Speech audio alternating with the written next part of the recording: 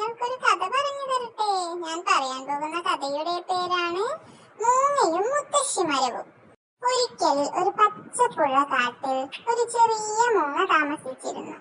കളിയും ചിരിയുമായി അവന്റെ ഓരോ ദിവസവും കഴിഞ്ഞു പോകും. പക്ഷേ അവന് ചെറിയൊരു പ്രശ്നമുണ്ടായിരുന്നു. അവൻ ആരുടെയും വാക്ക് കേൾക്കുമായിരുന്നില്ല. കാട്ടിന്റെ നടുവിൽ പഴക്കം ചെന്ന ഒരു മുത്തശ്ശിമരമുണ്ടായിരുന്നു. ആ മരം എല്ലാ ദിവസവും കാറ്റിനോട് കൂട്ടുകൂടി നിസ്സാരമായി പാട്ട് പാടിയിരുന്നു. അതിനെ എല്ലാവരും ബഹുമാനിച്ചിരുന്നു.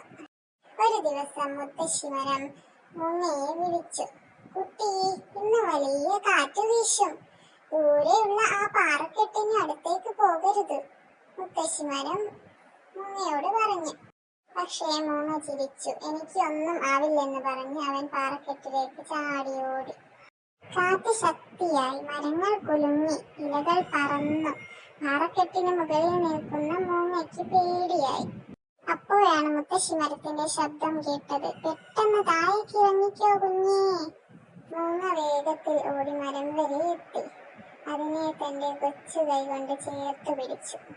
കാറ്റ് കടന്നു പോയപ്പോൾ അവൻ ശ്വാസം വിടുകയും എന്നിട്ട് മുത്തശ്ശിയോട് പറയുകയും ചെയ്തു, ഞാൻ ഇനി തീർച്ചയായും മുതിർന്നവരുടെ വാക്കിന് വില കൽപ്പിക്കും. മുത്തശ്ശി മരം പറഞ്ഞു, അതാണ് മകനെ ബുദ്ധി.